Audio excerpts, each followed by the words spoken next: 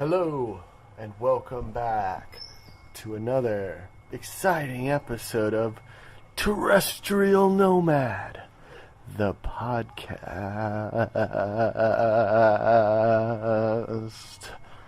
Yeah. Well, hey, how's it going? I am in Da Nang, Vietnam. Today is February the 4th. Tet is the Lunar New Year holiday for Vietnam. Also coincides with the Chinese New Year. It's the Lunar New Year. It's a big celebration here. It's coming up. I think it starts on the 8th. But I'll talk about that more later. Let me tell you all about my latest adventures. So the last time I recorded was in Quang Ninh, Vietnam, and I was set to drive my longest drive, I think the next morning or the morning follow. Anyway, my next big drive was to, I just left this city, what the hell is it called? How am I blanking on it? Hoi An. Hoian, space A-N. Hoi An. So this drive was 190 miles, like 300 and something kilometers, I think. Maybe I'm wrong. Maybe like a little bit over 300 kilometers.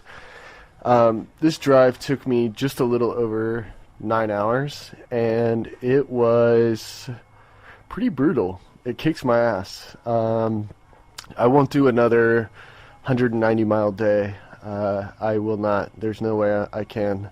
I think my next biggest, as far as like what I'm looking at from my maps and my plans, is going to be like 120 miles. So I'm okay with that. That's still like a good 6 hours. But whew, man, the 190 whooped my ass.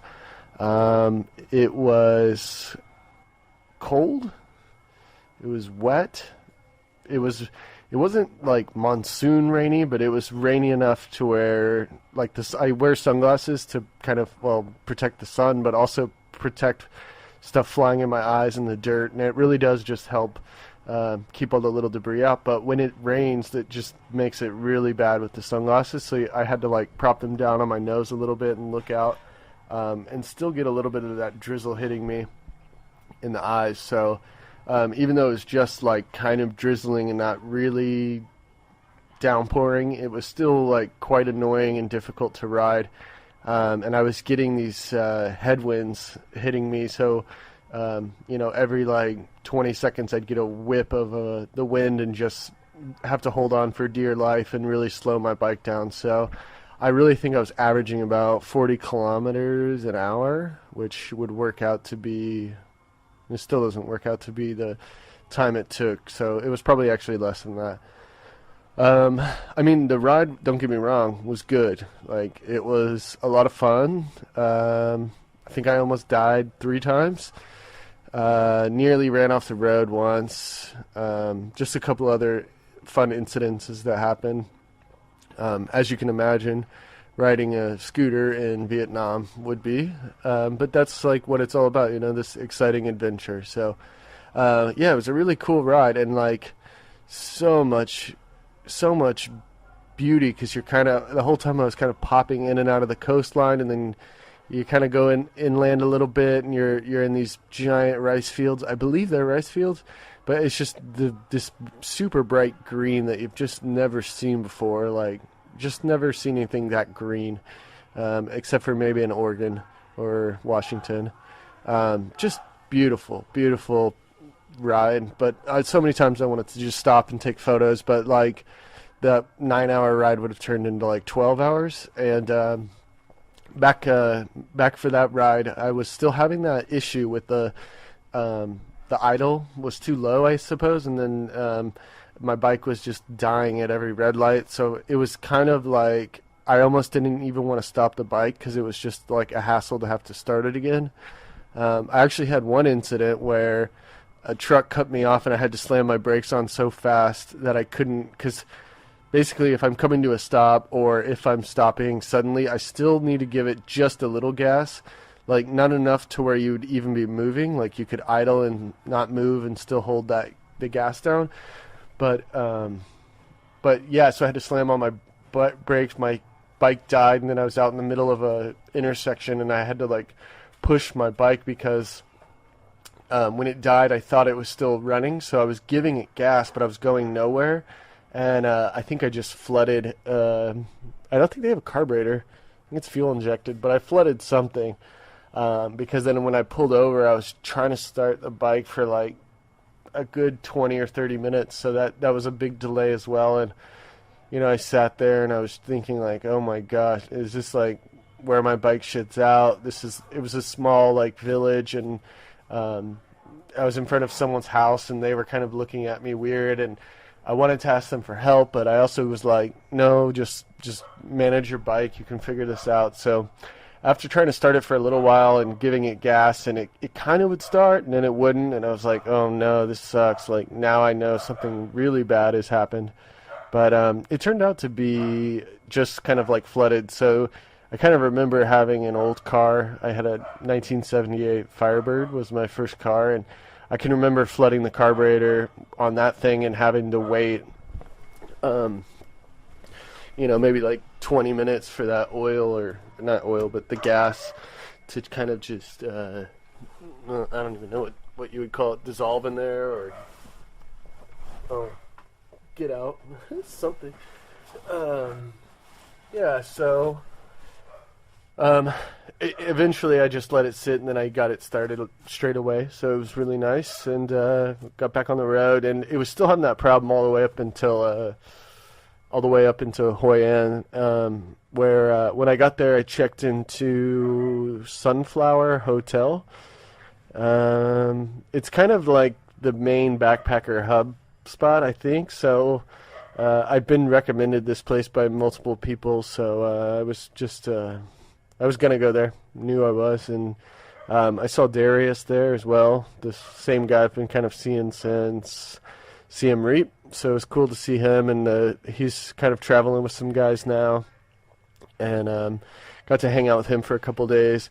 I stayed 2 nights in Hoi An, and the only thing I really had to do or wanted to do was check out the market there, go to the beach, get an oil change, and then talk to the person who's changing my oil about adjusting the idle to show me how to. And I went to the beach.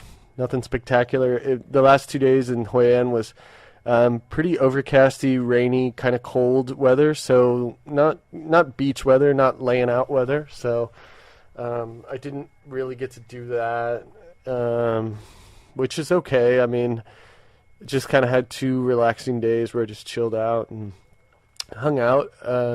I did get to go to an oil change, which was good for the bike. I know my bike likes that, and it had been since the lot since my last oil change, so I kind of want to do it every 500 kilometers or so, I think is what has been recommended to me. I really think you could go a lot more than that, but I want to keep this thing running strong and have no problems, and I've heard they use pretty shitty oils, so it's just like you want to just kind of replace it when you can. So when I did get the oil changed, the guy, Mr. Tan, Tahn, he showed me how to adjust the idle, and then the next day, like, my bike did the same thing. It kind of died when I went to go just drive around the city, and I brought it back to him, and I was like, hey, I think I need to just turn it up a little bit, and then he kind of showed me, like, here's the hole. You actually just need a screwdriver, and then you can kind of adjust it. So I sat it on the U-stand where it props the back wheel up, and I sat there just tinkering with the idle just ever so perfectly to where it was revving really high, but the back wheel didn't start moving just yet on the not high enough for the back wheel to start moving. I got that fixed and was super happy, and I haven't had an issue yet. It still doesn't seem like it's like running strong or anything when I get to the idle point, but I can let off the gas fully, and it's still running just fine. So it was a good fix. I was really happy that it didn't cost me anything as well, and he got to show me how to do it. So if like I need to adjust it or turn it up more, I'm kind of thinking that like it, just since it's a screw, if you can do it with a screwdriver, I'm thinking that maybe like while I was driving, like screws can become loose or whatever. Like so maybe it just kind of like the idle went down as I've been driving or something, and it might be something that needs to be adjusted in the future. But now that I know how, all I need is a Phillips head screwdriver and a little bit of patience. So yeah, got that all taken care of. Let's see. I ran into a girl from Vang Vienne, Sarah, Italian girl. We met at Chilao, that hostel. I'm sure I talked about that hostel. We kind of hung out. She was with an Australian guy, Eric, and another girl, Alicia, I believe. She's born in Italy but grew up in Germany. So, yeah, we kind of like formed a little group and hung out together a lot as well. Yeah, so I think I saw her the first day, and then the second day kind of hung out with her, and then Darius and his friends, and I'm trying to think of some of the highlights of Hoi An. It's really a place like a lot of shopping's done. There's a lot of tailors. They were really making these like really funky, cool shirts, and I really wanted to get one, but I don't know. Like, a part of me wants to like have all these things, and it's like I don't like. I've had nice clothes before, and like I don't need them now, and it's not like I go out anywhere where I do need anything more than a t-shirt. And I think it's just going to be one extra thing in my bag that costs $15 and don't get me wrong, these shirts were badass. Some of the guys in the hostel or the hotel were coming back with really cool tailored shirts, like, because they can just pick any pattern that they have, and they have all these really funky patterns, and the shirts look great because they're all tailored, made for your body. And yeah, they could make like suits and everything. It was pretty cool, like something I would do if I was going back home in a month or two or something like that. But I kind of feel like I'm more out here for the long stretch, the long haul, and I don't know. Honestly, I'd rather just get some regular button-up and down shirt out of a lost and found bin, or someone going home trying to get rid of clothes, and just something like that is how I'd rather get some clothes. So, no worries. It's one of those things, like there's always something that's really cool that you'd want, like a painting on a canvas, and it's only like $5, and you're like, well, what am I going to do in the next 2 years with this thing, because I don't have an apartment or a home or a place to hang it, and I'm not going to ship it home. And so anyway, yeah, there's that. There's like a lot of leather workers that make like really cool sandals and bags, and just all sorts of different like little niche like trade work. I don't know what you would call it, skilled workers. I don't know. Found a really good espresso place. That was pretty cool, because I haven't had a solid espresso in a couple countries, I'm sure. And I know like Vietnamese food is amazing, really good stuff, which I did eat most of the time, but I went to this one Indian food restaurant, and I spent probably the most I've spent on a meal in Asia, which is like $7 US, which is quite high, but oh man, it was so worth it. I had just the best meal. Like, I think I just had chicken curry and naan and rice and something alassi, but oh man, it was just what I needed. So it was really good. Went out to Funky Monkey Bar. I originally just went there because we were going to buy weed, and then the weed kind of turned into this whole thing, and the guy wanted more, and I just don't give a shit for, I don't know. I'd like, if the weed's not good, like I'd rather just not pay a lot, but there's no reason to pay a lot for shitty weed. Like, it'll be around somewhere else, and I'll wait. It's fine. I don't need it.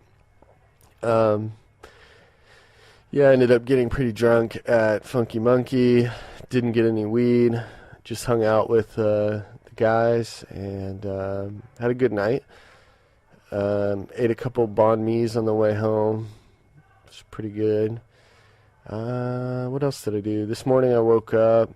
It was kind of rainy, kind of overcasty, and then I made my way up north a little bit. So I did do a drive about like less than 10 minutes ago. I just got to my hostel here in Da Nang, D-A space N-A-N-G, Da Nang. I think it was like 30 kilometers from where I was staying, and I didn't even have to get on like a big highway. It was just kind of like one long stretch of road, right down the coast. Like the beach was on my right the entire way, so it was super nice. I mean, although it was kind of like misty and rainy again, but it's just cool to be like cruising the whole way there. No problems or anything. This has honestly been the best ride I've had. No, it hasn't been the best ride I've had, but it's just because it was like, 45-minute drive, and like, I don't know, it was just nice and easy. And I don't know if I think I'll just stay in Da Nang one day. I think there's some stuff you can do, but yeah, I think Hue is my next town, Hue, and I need to like map it and see how far it is, and I need to like book a hostel tonight if I do. But yeah, I don't know, the attractions around Da Nang are not much, and sometimes you just gotta skip stuff. This is gonna be a rainy day, so I think I'm just gonna have a lazy day. On my agenda really is I'm gonna relook at what I looked up yesterday. I'm gonna see if there's anything like close by that I could just go drive by and check out on the scooter. I need to go to an ATM, and I need to go get some petrol. But other than that, I'm just gonna take it easy today. I drank a lot last night, so I'm just gonna drink a bunch of water, eat a bunch of fruit, get some chicken and rice, get some pho. Oh man, I'm excited. Yeah, I'm just not gonna do much today. If the rain clears up, I wouldn't mind having a look around Da Nang. It's a pretty cool looking town. It looks kind of like a smaller Nha Trang, but I don't know. I've only just arrived. I only just went straight to the hostel, came up to my room, okay, so what is the name of this hostel? It's called like Gocal? Gocal, or hold on, I have it right here. I shouldn't just guess. I think it's Go. Oh no, it's Glocal. Glocal. Beachside hostel. It's pretty. I don't know. It's not on the beach, but it's close to the beach. So, my room is actually deserted right now. I'm in a four bed mixed bunk, whatever, dorm room, and I'm the only person in here. So as soon as I got checked in, I was like, oh fuck yeah, I'm all alone. You know what that means? Time to record a podcast. I really did try a couple times to record in Hoi An, but I think I was staying at more of a party hostel, and there was always someone here, someone there, something to do, somewhere to go. So yeah, today I was able to just sit back and record. I am actually recording. I just looked at my recorder to double check. Yeah, so I might end up having this whole room to myself, which would be cool, but if people show up, that'll be cool too. Yeah, I don't know. I was actually thinking when I saw Sarah, the girl from Italy, Sarah, from Italy, that it was just kind of funny how through hiking is a lot like backpacking, because I mean, although there's like through hiking, you're going down one path, so you kind of like, you're gonna leapfrog with everybody, but as far as like the route that most backpackers take, it's pretty traditional, pretty average. You can really get off the beat and path in Vietnam, especially if you have a motorbike. But for the most part, everyone kind of just sticks to like the same sort of areas, which, sometimes I wish I'd be more off the beaten path, but then other times, like, I don't mind it so much. So I'm kind of 50-50. What I'm doing is very typical, very average traveling, which this is my first big, like, out of the country, long-term travel. So it's not that I'm like, I don't know, I don't need to do anything. I don't want to do anything. So I'm just sort of going with the flow, and this is how it's turning out. So I'm not actively seeking to get off the beaten track or anything, and I'm not actively trying to stay on track. So if that makes any sense. But I'm as backpacking is to through hiking, like the similarity, seeing her face, I was just like, oh man, like, it happens with backpack or with through hiking as well, where you're like, sometimes you meet someone and you think, oh, I'll never see them again. And then in a month later, they pop up and you're just like, fuck, I remember you. I forgot your name. What was your name again? It's just funny to see people again, and, you're always seeing someone everywhere, and it's pretty cool like that as well.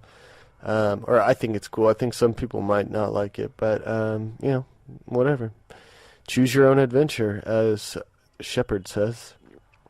I do miss, I miss, like, being outside and not in, like, major cities, and I love being, like, in foreign city, like a new place and a new country, and then, not your language and not your typical food, and everything's new and interesting and fresh. But I miss being just outside and sleeping under the stars and eating outside and using the restroom outside and just doing everything outside and kind of feeling a little bit more free.